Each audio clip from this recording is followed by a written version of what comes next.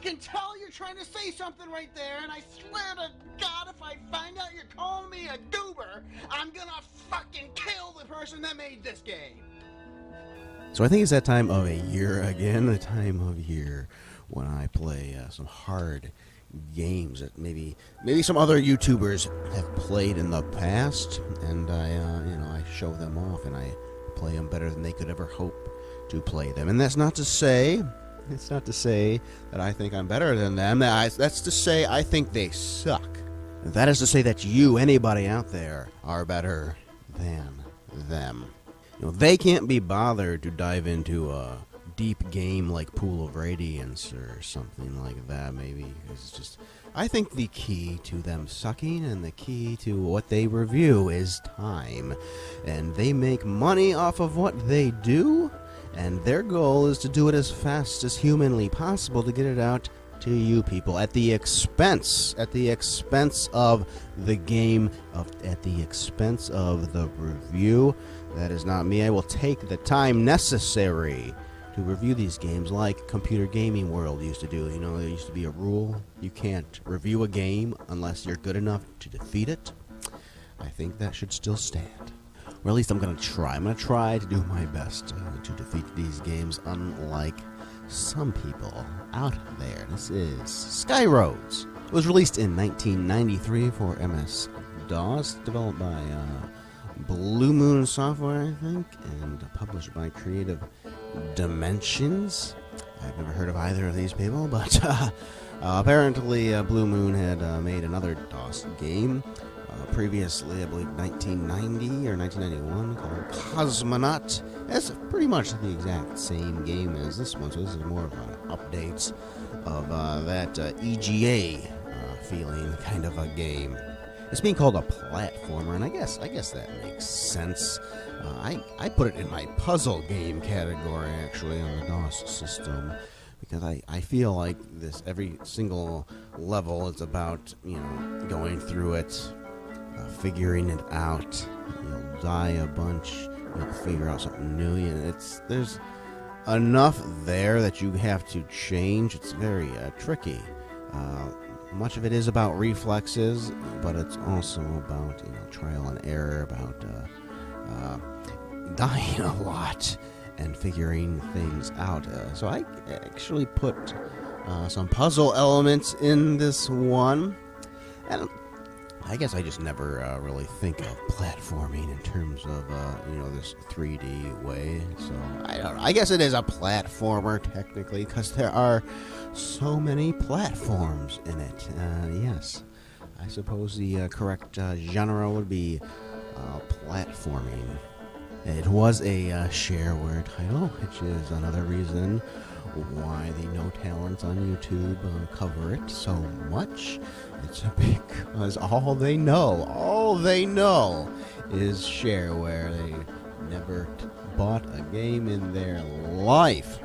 Eleanor Gray on Twitter was telling me that I guess the demo version had some kind of a feature where it would make you run out of fuel or something, or oxygen a little more quickly than it should have, so you couldn't really get too far into the game. I don't know. I didn't really check out the demo version because guess what, everybody? It's freeware now. The entire game free of charge now. The developers released it out there as freeware, so you guys can go out there and download it yourself.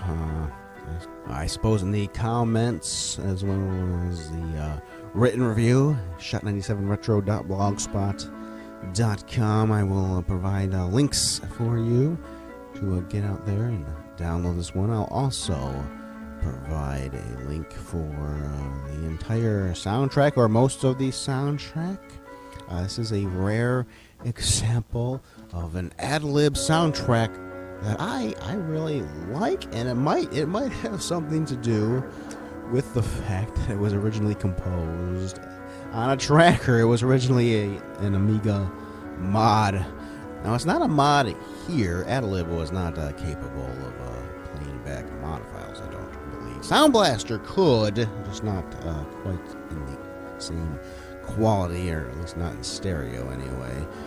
So I guess what happened was the guy composed it on the Amiga in a tracker program, and then he just, sent the data over to the DOS Adlib system, and just the sequence or whatever.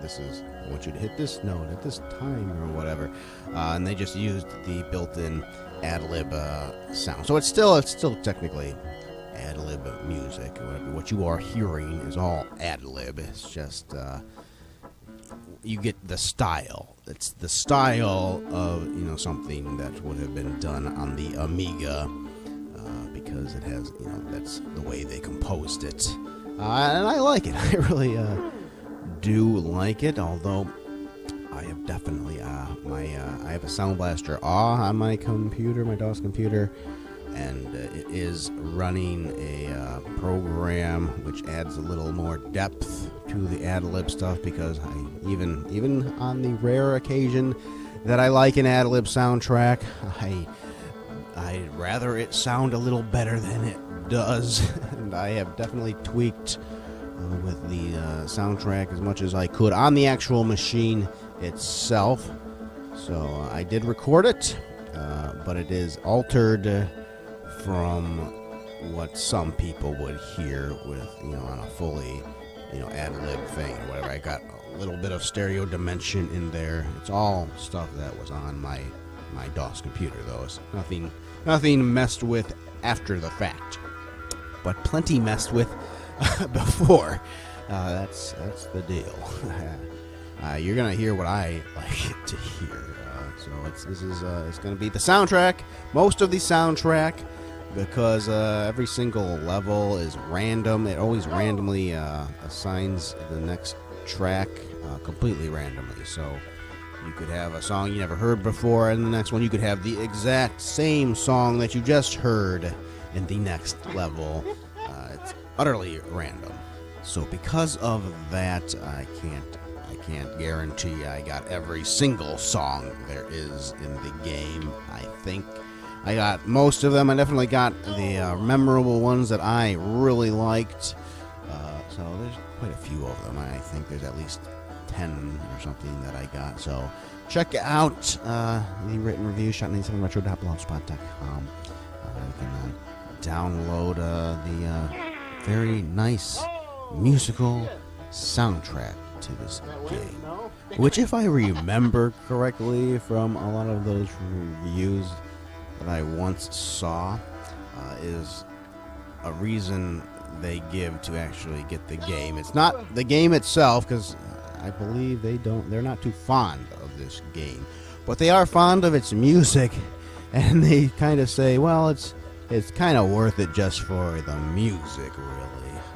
Now, I actually think it's worth it for the game. I remember watching these poor excuses for YouTube talent review these games back in the day, and my overall impression, I haven't watched them in years, but what I believe is my overall impression was that they did not feel too fondly of them, but I knew immediately when watching their review that this was a game that I was going to enjoy, despite what they were saying. And that's another key to a bad reviewer. When you present something in a way which is designed, for people to take away one thing from it, but they get the opposite from. So that's when the footage you are actually showing is all that needs to be said. And it's a fun game just from what they showed, despite what they said. And I knew it. I didn't have to listen to a word they said. I ignored the words they said, and I got it anyway, because I didn't grow up with this at all. I got it anyway, and I just was like, I knew. They could bash it all they want. The first thing I did after getting through with their reviews was download it, and it was an excellent game. Well, I mean, in a certain sense, anyway. Of course, every game has, its specific angle I almost treat this one more as a kind of a desktop kind of a game, in the sense that it's a game that I originally went to just when I was kind of bored. I didn't know what else to play.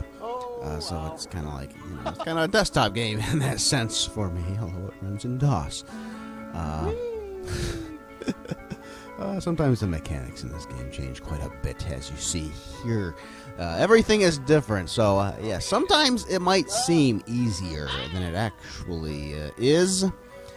Because everything, like a lot of these colored tiles and stuff, will change things completely. They have different abilities. Some can make you go super fast, some can slow you down completely, some will hinder your jumps or make you go a certain direction only, what you were going before.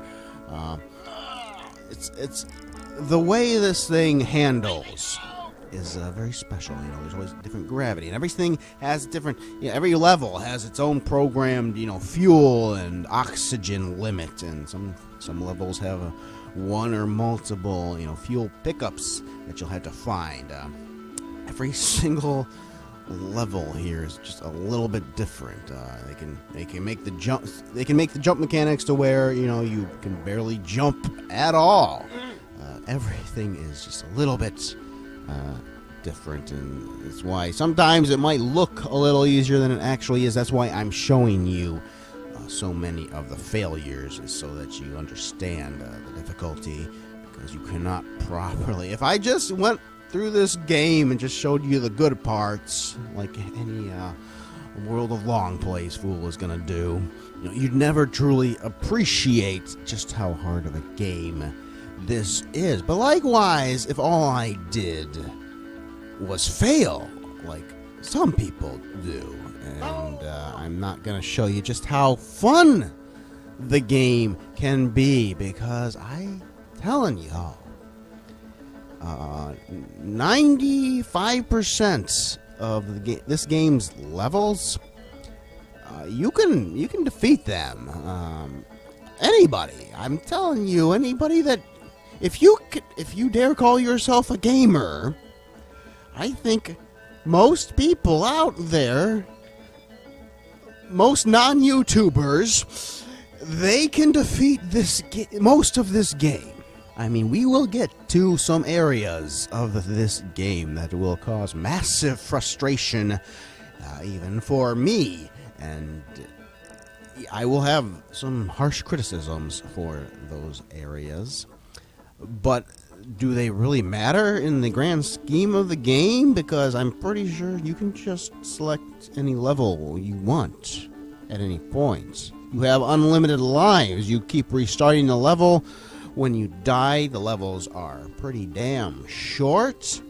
This isn't Battletoads, where you're expending life after life, continue after continue in the turbo tunnels, only to be shot right back to the very beginning of the entire game, and you have to get back to the turbo tunnels. And once you get past that, well, you've barely scratched the surface of the entire game, and you've got a whole host more to go. And again, once you die, you're going back to the beginning of the game. It's not Battletoads-esque in its difficulty, although there is one level.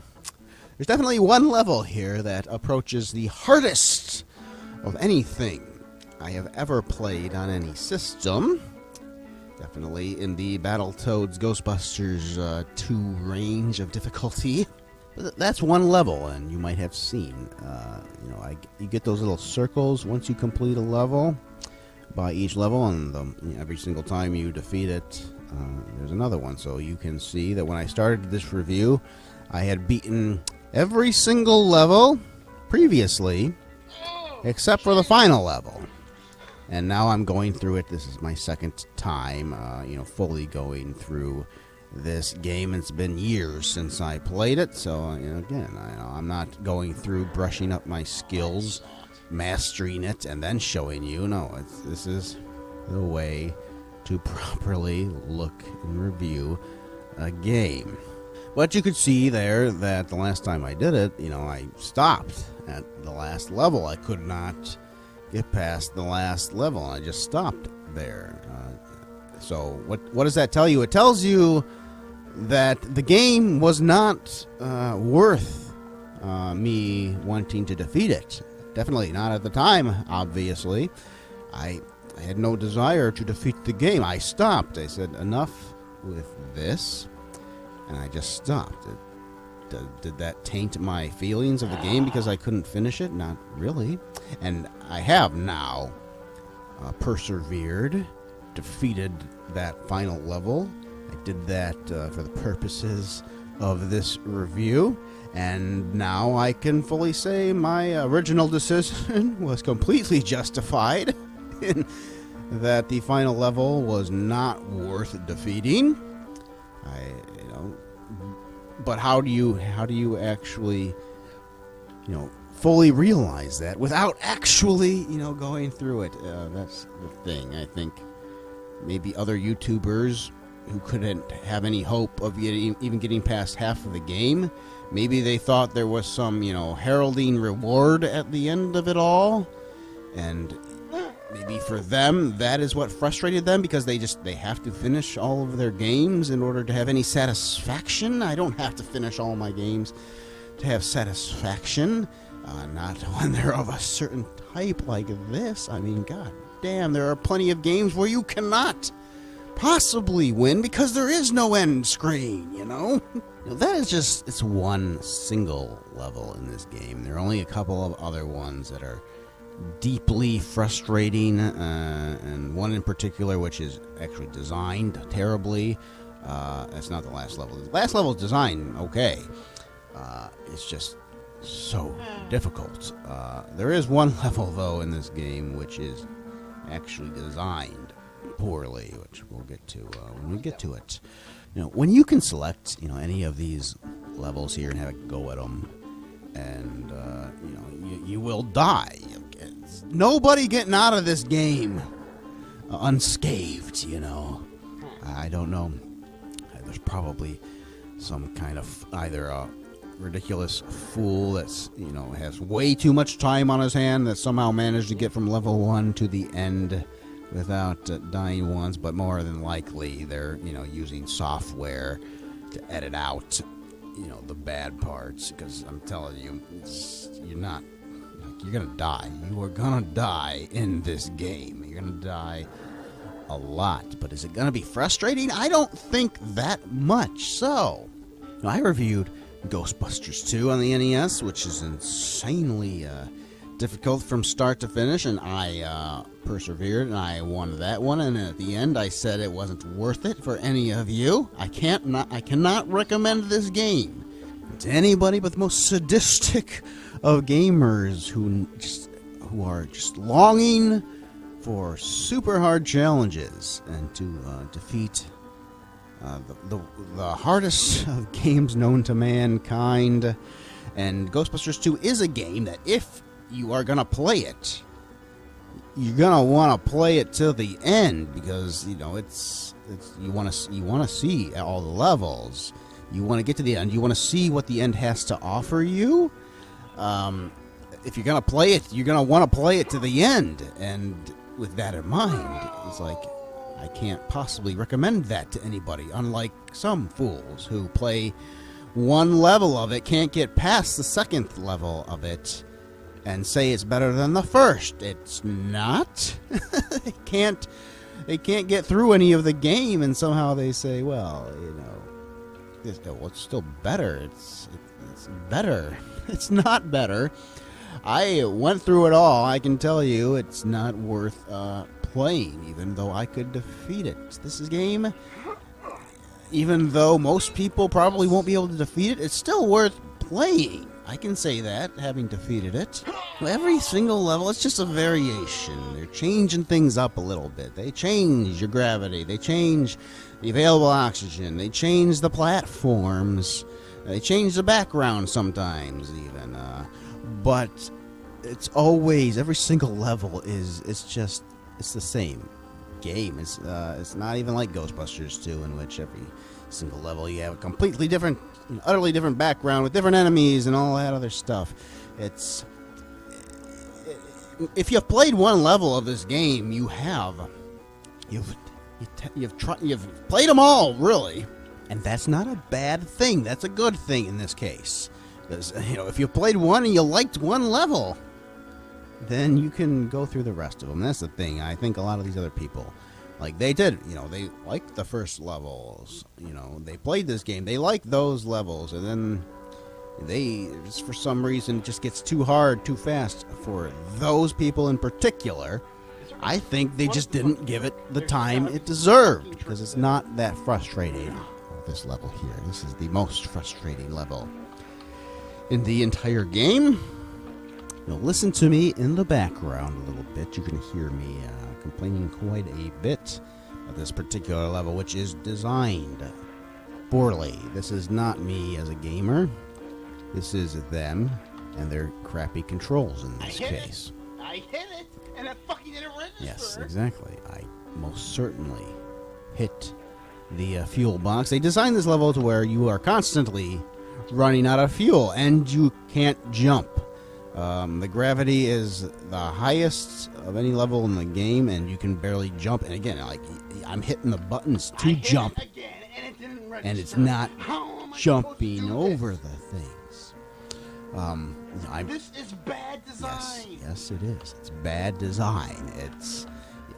You've got to absolutely jump at the perfect times, and those green tiles there, they will slow you down, so they will mess up your rhythm completely. It's just an utterly ridiculous level of design choice. Even the hardest level in the game, which is the final level, that level is okay. It's in its design. It's ridiculous that they pumped up the difficulty to that degree compared to the rest of the game.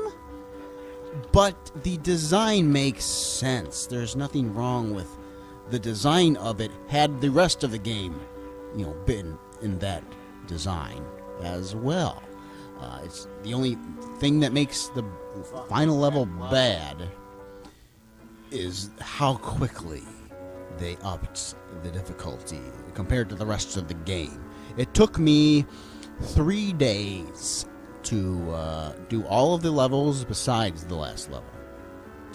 And that's not, it wasn't, every second of those 3 days by any means, I played it a little bit. I got through several levels. I put it to the side, and I finished it later. I don't think 3 days is that hard. It took me 3 weeks to defeat Ghostbusters 2. 3 weeks. Even the final level of this game. So it took me 3 days to do all of the game prior to the final level. And it took me 3 days to defeat the final level itself. So 6 days in total for this game. 3 weeks for Ghostbusters 2. I mean, I think that tells you a little bit about the difficulty. And the final level itself is definitely on par with the difficulty of any other game I've ever played in my life. But it's because, you have those deaths, and you can learn, and you just go right back to the start. There was no level in this game which I wouldn't have defeated fairly soon, There's no level I had to X out of and, get back to it later, I finished a level, and then maybe that is when I decided, okay, I've had enough, I'll come back to it in a few hours or something. I think that's the key to recommending this game to others is, there was no, I could defeat those, maybe it was frustrating for a little bit of time, but, that's 20 minutes maybe or something. I never had to completely get out of the game and say that's enough. That's enough. The only exception being the final level. Even these levels here, which are, I think this might be the second to last level here. Even these levels, I never got out of it completely. Left the game, come back to it later. I did it in one sitting there, and I might have died many, many times, but I always finished these levels in the one and only sitting that I was at them for. This is why I can recommend it to other people because you can get as far as you want to get, besides maybe the last level. You can figure out these games. You can figure out these levels. You will be frustrated at times. I'm sorry. Games come like that sometimes. They didn't call them NES hard for no reason at all. Some games are hard, but just because they're hard doesn't make them bad. This level. Or perhaps the absolute insanity of the final level. And now the one I have never beat. The absolute insanity of the final level is what causes me to look at the other levels in such a nicer way, in such a nicer feeling. No, not really. Like the middle finger there, it's more of a letting out my frustrations there. In retrospect, I'm very happy about most of those levels. Besides that Earth gravity one, which was poorly designed. Absolutely, none of the rest of the game is poorly designed. Like these, I'm going to show you just death after death. This is the final level. You're going to see death after death after death. You're going to see me repeating the same mistakes I made, not learning from them, and that is because this one is absolutely pixel perfect.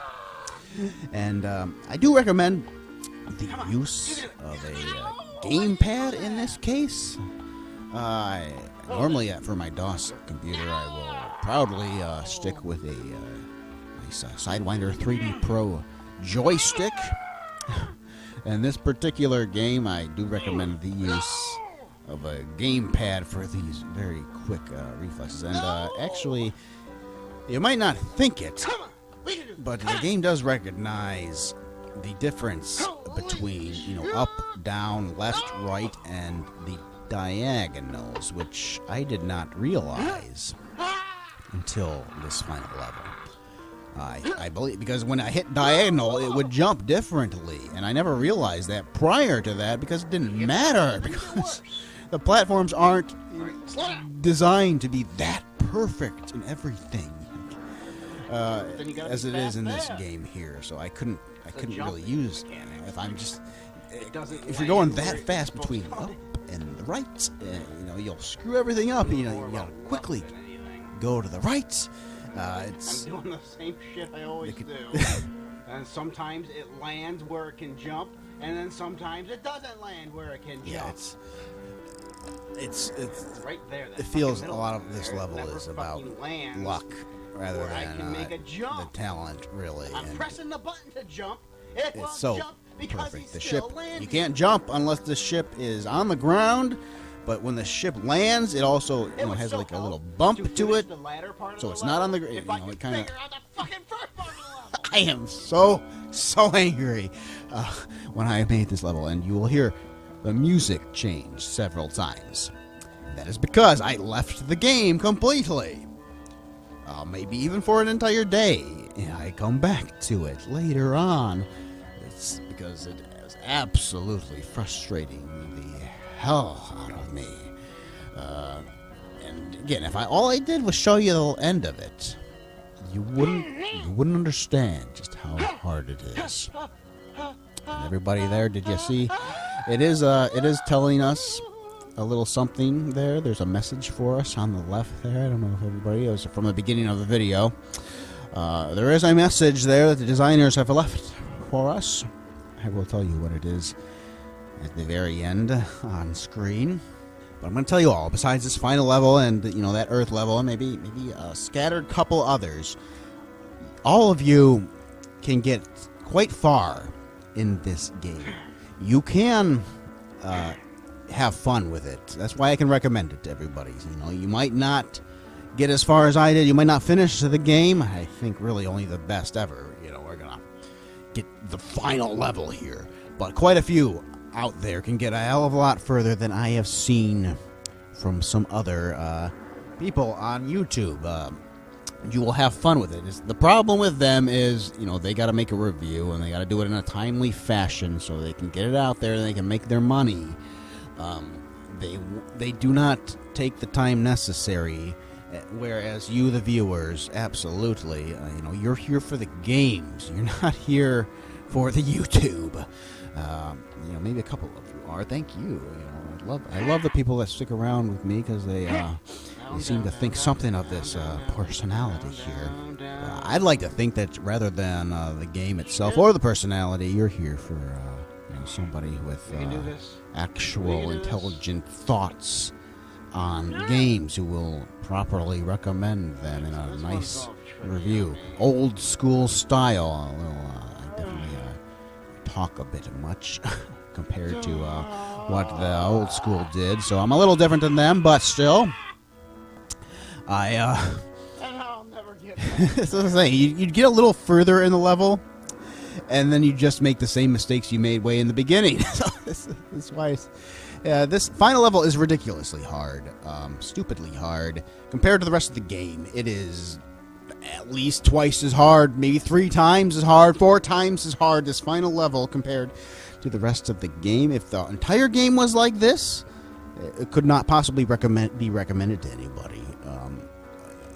Maybe other than in the Ghostbusters 2 style, where I recommend this to the insane people out there who have to beat these crazy games. But I think compared to the rest of the game, this final level is just too much of a jump in difficulty. And even though I could do it, I can still see it's ridiculous. But you can choose any level you want. You can keep dying. You can keep going to them. The reward is the end. That's the reward.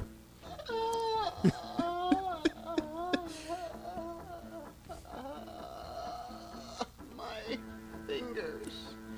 My calloused fingers. That's the truth. I definitely felt calluses forming.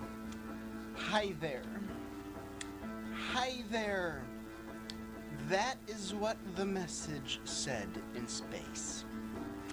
Hi there. So hi there.